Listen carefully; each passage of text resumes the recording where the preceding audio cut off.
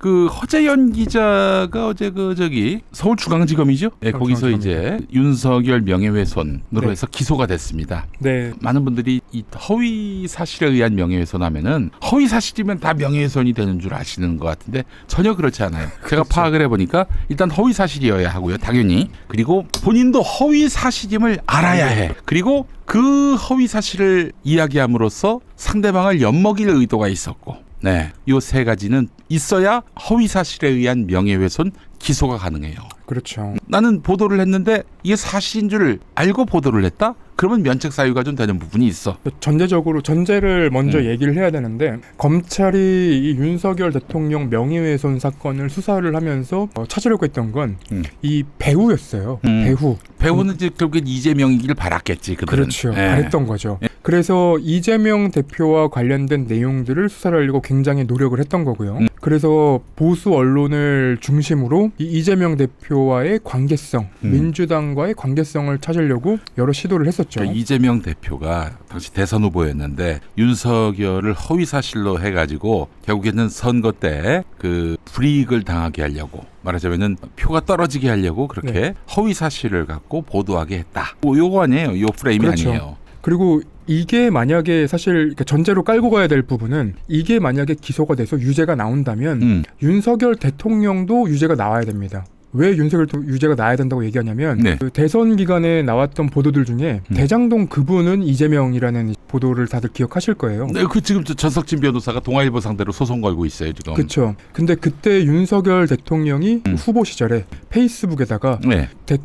대장동 그분은 이재명이다라고 글을 박았어요. 그렇죠. 토론회 때도 얘기했었어. 맞습니다. 그러면 이제 이게 대통령 후보가 선거에서 대통령 후보를 선거에서 낙선시키기 위해 이런 허위 사실을 보도했다라고 한다면, 이게 유죄가 나온다면 윤석열 대통령은 이 이재명 대표를 낙선시킬 목적으로 자기 페이스북에 올린 거예요. 그러면 같은 논리라면 윤석열 대통령도 기소가 돼야 되는 겁니다. 그렇지. 만약 유죄가 나온다면. 그리고 뉴스버스에 대해서도 검찰이 샅샅이 뒤졌죠. 그렇지. 심지어 이번에 이제 그 통화 기록 무더기 조회된 것은 87번, 116번, 117번에서 문서 번호가 3개예요. 네네. 근데 87번은 아마도 부산저축은행 보도를 했던 사람들. 그때는 이제 제가 뉴스버스에 들어가기 전이니까. 네네. 그 87번은 이제 이진동 대표라던가 여러 보도를 했던 사람들이 포함되어 있는 번호인 것 같고, 116번, 117번은 뭔지 아직 파악을 못했어요. 116번이 나야. 그러니까 아마 저랑 통화해서 조회됐을 가능성이 김태현이하고 통화해가지고 그렇게 된 건가? 그러니까 제 주변 사람들이 다 털렸습니다.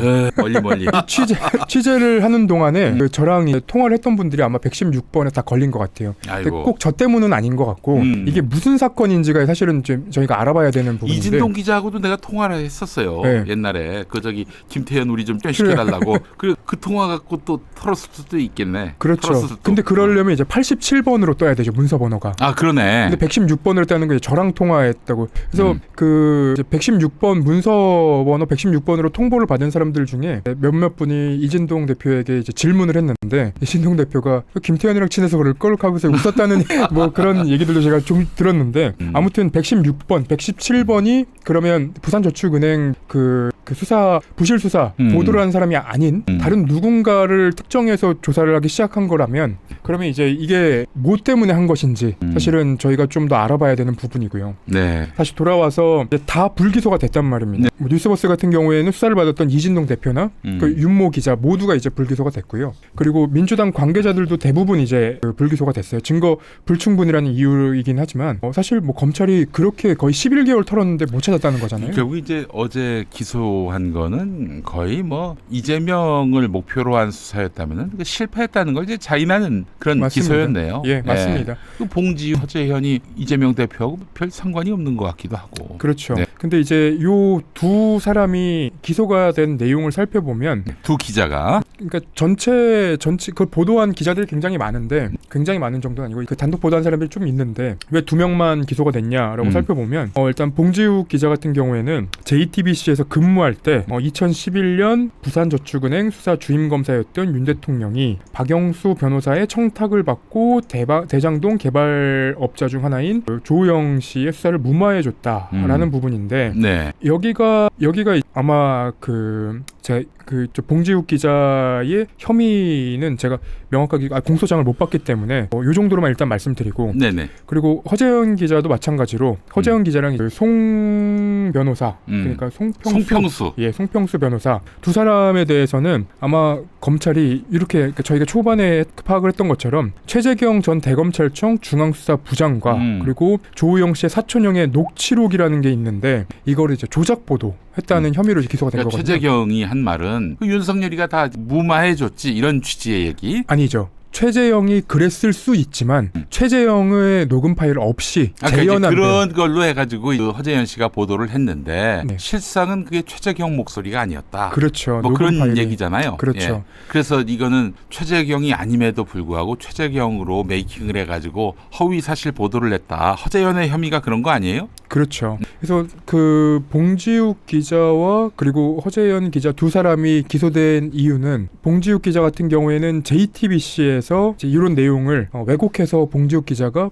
보고했다. 그래서 사회부장이나 뭐 편집국장을 속였다. 이런 게 이제 주된 내용인 것 같고요. 그 JTBC에 대한 업무 방해도 네, 보도국장 포함된 거예요. 업무 방해까지 포함이 그러니까 이제 되고. 그거는 커피를 누가 타줬느냐 하는 그런 아주 대단히 지엽적인 문제고, 아니 근데 뭐 누가 타줬든 간에 그게 중요하지 않고 거기서는 중수부에서 과장으로서 그 윤석열이가 그 어떤 무마하는 데 있어서 어떤 역할을 하지 않았는가 하는 부분 아니겠어요? 그렇죠. 그게 본질인데 커피 갖고 이걸 가지고 지금 저 봉지욱 기자를 기소했단 말이죠. 근데 허재현 씨 경우는 요거는 난 진짜 최재경 목소리가 아님을 알고도 보도했다면은 이거는 대단히 큰 문제 아닙니까? 그렇죠. 그 예전에 이제 서울신문에서 보도한 게 있는데, 네. 서울신문에서 보도했던 내용을 살펴보면 정천수 열린공감 대표가 최재경 목소리가 아님을 알고 있었다. 근데 이제 보도를 하자고 해서 그건 부적절하다고 했다. 뭐 이렇게 허재현이 이제 정천수한테 이제 보고를 했고, 이제 정천수 씨가 안 된다고 얘기를 했다는 게 서울신문의 이제 보도였고, 허재현 기자 같은 경우에는 녹취록을 자기가 받았는데 이게 만약에 최재경 목소리가 아니라면 그냥 해프닝이다 라고 지금 주장을 하고 있고요. 본인은 그렇게 주장하지만은 그게 해프닝으로 끝날 수가 있나? 해프닝으로 끝나기는 어렵죠. 왜냐하면 일단은 허재현 기자의 보도 내용은 아니 왜 못을 박았어요? 최재경이라고. 최재경의 녹음 파일 리포트가 확보한 이철수 최재경 녹취록 내용에 따르면이라고 돼 있어요. 네. 그러면 이 내용은 이제 이 녹음 파일을 전제로 한 그 보도이기 때문에 이게 사실이 아니라고 한다면 대선 기간에 이거는 이제 검찰의 입장으로 봤을 때는 이거는 의도를 가지고 이렇게 한 것이다라고 볼 수밖에 없는 거죠. 최재경하고 윤석열 사이가 보통 막역한 사이가 아니잖아요. 네. 예, 뭐 거의 그 가족과도 같은 그런 관계고, 가족 같은 관계기도 하고. 그래서 최재경이 윤석열이 이 사건에 개입을 해서 결국에는 무마시켜줬다라는 식으로 얘기했다면은 그건 사람들이 사실로 오인할 가능성이 대단히 높은 거란 말이죠. 그리고 굉장히 중요한 보도였어요. 중요한 보도 중에 하나였어요. 그래서 대선 직전이었고. 네, 대선 직전이었고요. 그래서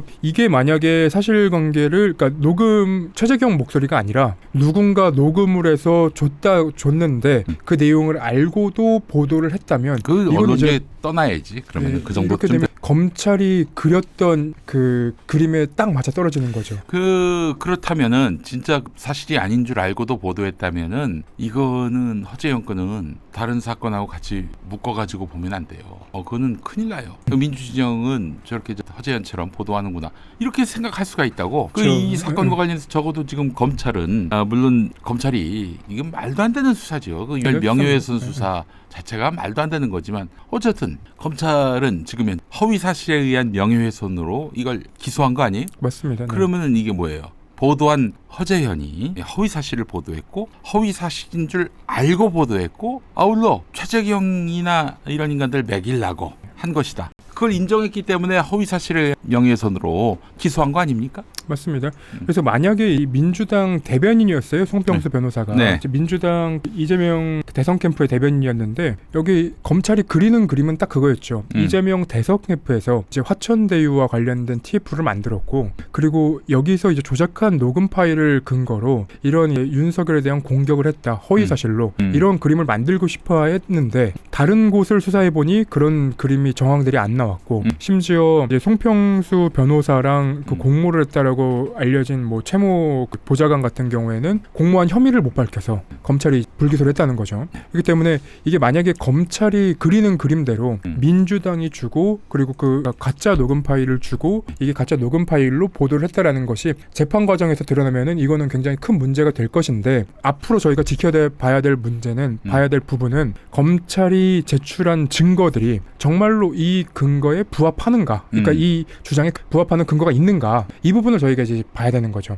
그리고 허재영 기자는 그게 최재경의 목소리다라고 계속해서 주장할 생각은 없는 모양이죠. 아니면 해프닝일 뿐이다 이렇게 얘기하는 거 보니까 뭐 테러를 만드는 것 같습니다. 아니면 보니까. 해프닝일 뿐이고 그리고 이게 이제 아니면 오보일 뿐이다라고 이제 얘기를 하는데 아니 본인이 그렇게 아주 뭐 제대로 취재했다라고 얘기하지 않았어요? 그렇죠. 그렇게 이제 주장을 했었는데 그리고 그러면서 자기는 누군가 남을 자기보다도 뭐 연차나 경험이 적은 언론인들은 자기가 지도할 수 있다 이런 식으로 굉장히 또 자랑을 하고 말이죠. 본인은 그렇게 이제 주장을 하는데 아니 이런 식으로 보도를 하면은 남을 지도할 자격이 있는 거 맞나요? 그 기자가 아니 만약에 네. 그 경우 이게 녹취가 확인이 안 됐어요. 김태형 기자님 어떡합니까? 보도를 못하죠. 보도를 못해요. 네, 왜냐하면 그 기사를 보면은 최재경의 이제 반론이 아마 없는 걸로 제가 기억을 하는데 저 연락을 했는데 네. 최재경이 답변을 안 했다. 그래서 그냥 이 사람은 반론이 없는 거구나 판단해서 그렇게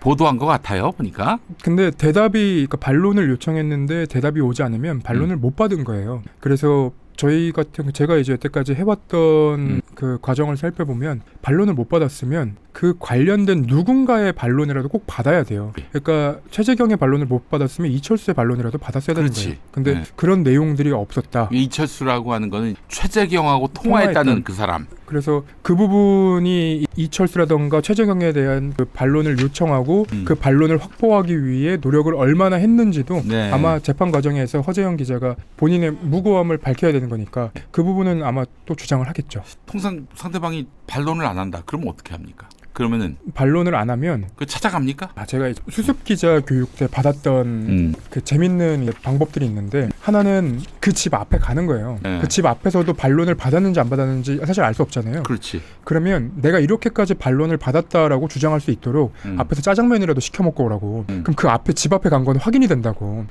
최소한 그 정도는 해라. 저 반론을 받기 위해 노력했다. 노력했다는 이런 거죠. 증거를 남겨놔야 한다. 그리고 저 같은 경우에는 이제 반론을 요청을 하고 그 반론을 못 받았을 경우에는 일단은 보도를 하고 혼나요. 많이 혼나요. 그렇지. 그 반론도 안 받고 뭐 했냐. 당연히 취재하면서 반론 받았어야 되는 거 아니냐. 그 허재영 기자는 문자만 떨렁 보내놓고 답이 안 오니까 그냥 이 사람 뭐 반론에 응할 생각이 없으니까 난 보도해야지 이렇게 하고 보도한 건가요? 그러면? 사실 그 부분은 저희가 알 수가 없죠. 반론을 받기 위해 얼마나 노력했는지 아마 노력을 했을 거라고 저는 생각합니다. 그렇지. 본인이 참 기자라고 막 떠들고 다니는 네. 거 보면은 뭐 그냥 문자 떨렁 보내놓고 그러진 않았을 거라고 생각을 합니다. 그래서 전화를 하고 부재중 전화를 뭐 10통 남겨놓고 그리고 이제 문자도 남겨놓고 이렇게 해서 이제 보도를 할 예정이니 반론을 달라라고 이제 요청을 했겠죠. 하지만 최재경의 입장에서는 거기에 대해서 최재경이 뭐라고 그럽니까? 자기는 반론 취재를 받았답니까?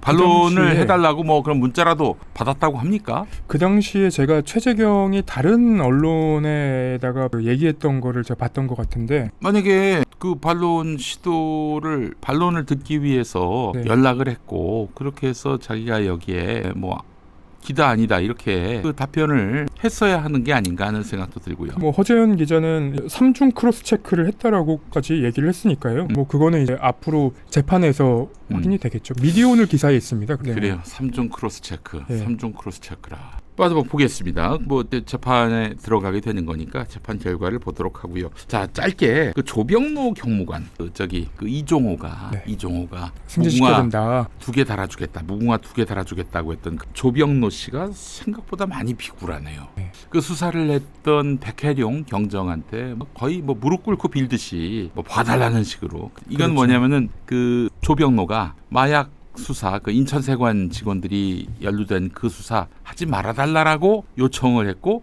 이걸 들은 백혜룡 경정이 빡쳐가지고 이거 공론화해야겠다 해서 언론에다가 이런 식으로 수사 외압이 들어왔다라고 얘기를 하려고 하니까 이 사람이 잘못했다고 찌내야 되는데 네. 맞죠? 그 흐름이죠? 맞습니다. 네. 그래서 이런 이제 주장이 보도가 되고 나니까 이제 그 기자들한테는 그렇게 설명을 하죠. 맨 처음에 대통령실을 먼저 얘기한 건 내가 아니다. 백경정이 먼저 얘기를 해서 내가 나중에 설명한 거다. 그리고 그 외압은 없었고 대통령실 얘기도 자기가 본인이 먼저 한 게 아니기 때문에 이 부분에 대해서는 본인이 무고하다는 식으로 이제 주장을 하는 것 같아요. 그러니까 대통령실에서 매의 눈으로 지금 지켜보고 있다. 불편한 심정으로 지켜보고 있다. 이런 얘기. 예. 본인이 한 게 아니다. 이런 점으로 지금 디펜스하고 있다. 이런 얘기죠. 그렇죠. 네. 그리고 이제 큰 오해다라고 얘기하면서 이게 오마이뉴스 보도예요. 오마이뉴스에다가 이렇게 이제 얘기를 했는데 사실이 아닌 일방적인 내용이 언론에 보도될 경우에 많은 오해를 야기할 수 있다는 생각에 언론 보도가 되지 않도록 해달라고 간곡히 부탁하고 읍수한 것이다. 그리고 국정감사를 앞두고 인천 본부 세관장의 업무 협조 요청 외에 부탁을 받은 사실이 없고 이후 전화 접촉한 것은 오직 백경정이었기 때문에 언론 보도와 관련해 백경정과 통화를 하게 된 것이다. 뭐 이렇게 주장을 했는데 너무 디테일한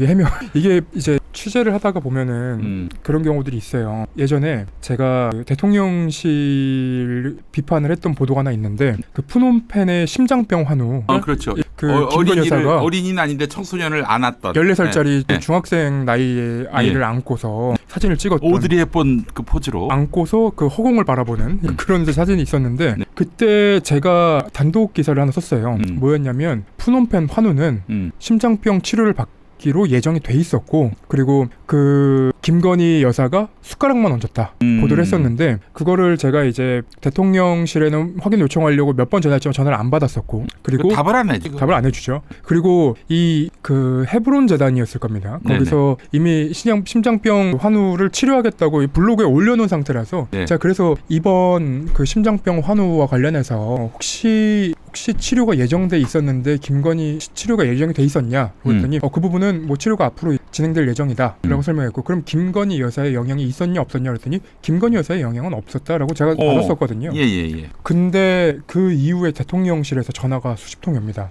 보도가 나오니까 그 저한테 전화가 와서 그 당시에 제가 저한테 전화했던 사람이 아마 이재명 부대변인이었을 거예요. 이재명 이름이 같은 그분이 이제 전화가 와서 다 오보고 누가 너한테 이 얘기해줬냐를 계속 물어보더라고요. 그러면 이거 압박을 하겠다. 제가 취재원을 말할 수는 없죠. 그렇지. 가면 안 되지. 제가 심지어 그때 아산병원 헤브론 재단 그 병원과 관련된 사람들 다 연락을 해보고 심지어 그 필리핀에 있는 그 병원들에도 제가 전화를 돌렸었어요. 그야말로 2중 3중 크로스 체크를 근데 뭐 필리핀에 있는 병원 같은 경우에는 우리는 얘기할 수 없다 이런 얘기를 했었고 그 여러 이제 방편으로 연락을 하고 나서 보도를 했던 것인데 대통령실이 헤브론 재단에다가 아마 압박을 넣은 것 같아요. 그래서 헤브론 재단에서 자꾸 이제 저한테 전화가 와서 자기들 멘트만이라도 빼줘라. 그리고 이런 사실이 없다. 아이고 이런 얘기들을 했단 말이죠. 심한 인간들이네. 근데 제가 그러면 대통령실에서 압박 전화를 받았기 때문에 나한테 이렇게 주장을 하는 것이냐. 나는 아까 당신과 통화한 것이 다 녹음이 돼 있다라고 얘기하니까 그 지워달라라는 요구만 계속하죠.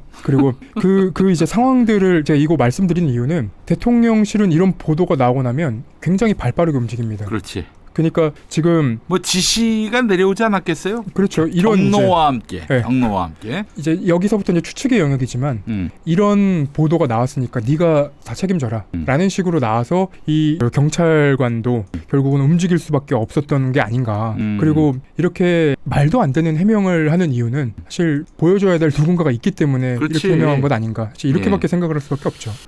참 기자 해먹기 참 어려운 시대입니다 지금. 정말 많이 힘듭니다. 그러니까 크로스 체크를 하려고 노력을 아무리 하더라도 확인을 안 해줘요. 안 해주고 보도가 나오고 나서야 당신들 오보다라고 하면서 연락이 옵니다. 근데 그 오보가 아니려고 계속 반론을 얻으려고 하고 그리고 취재를 하려고 하는 건데 그거를 가지고 반론도 안 해주고 확인도 안 해주고 이거는 소송 가봐야 절대 질 수가 없어요.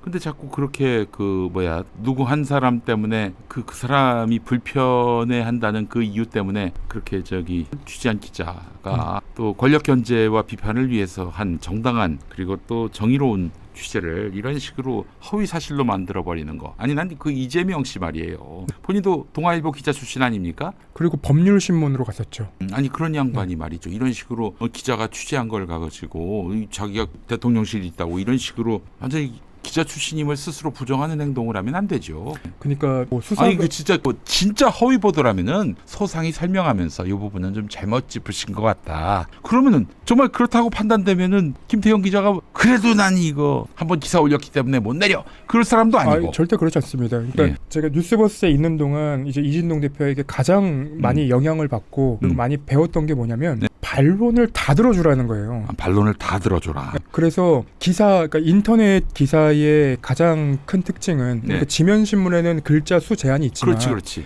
그 인터넷 신문 같은 경우에는 반론을 다 실어줘도 실을 수 있어요. 추가로 다 넣을 수 있어요. 네. 그래서 보통 보도할 때 반론을 못 받을 경우에는 사실관계가 명확하고 문서로 확인될 경우에는 네. 보도할 수 있죠. 그래서 이게 이제 누군가의 녹음 파일이라던가 아니면 누군가의 주장으로 말로써 하는 것은 그거는 이제 크로스체크가 당연히 필요한 거고요. 네. 근데 문서가 있는 경우에는 그것만으로도 보도를 할 수 있죠. 그래서 항상 그 뉴스버스의 보도에 마지막에 달아놓는 건 여러 차례 그 전화 통화와 그리고 문자로 반론을 요청했지만 그 반론을 받지 못해 보도를 한다. 하지만 사후에라도 이런 반론이 그 당사자의 반론이 오면 소상히 충실히 반영하겠다. 저희가 항상 그렇게 달아왔거든요. 네네. 그렇기 때문에 저희가 보도하고 나서 한 번도 소송이 들어온 적이 없습니다. 저는 또 평화나무는요. 일단 반론이면요. 보도가 나간 다음에 반론이면은 제한 없이 다 실어준다. 그러나 전제는 정확하게 자기 신분을 밝히고 또 그 기사 내용 중에 포함된 익명이라 하더라도 그 사람이어야 한다는 전제는 있습니다만은 그 너무 당연한 건데 말이죠. 당연한 거죠. 반론을 부실하게 듣는 어떤 기자가 있습니다. 제가 누구라고 말하진 않겠지만은 어떤 검사가 말이죠. 이제 휴대전화가 있었는데 그것만 썼던 휴대전화인데 그 휴대전화가 2개 있다. 그런데 이 사람이 쓰고 있는 휴대전화에다가는 반론 요청을 하지 않고 딴 사람한테 그 반론 요청을 한 거예요. 그래놓고 우리는 다 반론 보도를 요청했다. 이러고 있는 스스로는 베테랑이라고 주장하는 탐사 보도의 달인이라고 주장하는 어떤 기자가 있습니다. 탐사보다 다 죽었지. 그 탐사의 그 탐사의 사는 죽을 사자일 거예요. 진짜 보도를 할 때 대부분의 기자들이 저널리즘의 원칙, 규범을 지키면서 가장 생명으로 생각을 해야 되는 부분이 그럼 반론이거든요. 네네. 그러니까 반론을 들으면 기사가 바뀝니다. 대부분. 왜냐하면 정말 100% 확신할 수 있는 내용이라고 생각이 들더라도 그렇지. 반론을 들어보면 내용이 다를 때가 있어요. 그러니까 이 사람의 반론 그대로 믿어줄 것이냐 아니면 이제 반론을 받고 추가로 확인을 해볼 것이냐 뭐 이런 내용도 남고요. 근데 100% 확신할 수 있는 부분이라고 하더라도 반론을 들어주냐 안 들어주냐는 굉장히 차이가 있고 그리고 100% 확신을 했지만 여기는 조금 다를 수 있겠다라고 생각이 드는 경우도 있어요. 그게 굉장히 많습니다. 알겠습니다. 자, 오늘 우리 김태형 기자님과 함께 하여튼 수사 취재의 그 이면을 상세히 알아볼 수 있는 시간이었습니다. 너무 재밌었습니다. 앞에 그 이진동 검사의 술술 불었던 어떤 검사 이야기 너무 흥미로웠습니다. 자, 김태형 기자님 또 다음 주에 맛있는 거 준비할 테니까 다음 주 수요일에 또 오시는 거예요. 네. 예. 자, 다음 주에 또 뵙도록 하겠습니다. 수고 많으셨습니다. 감사합니다.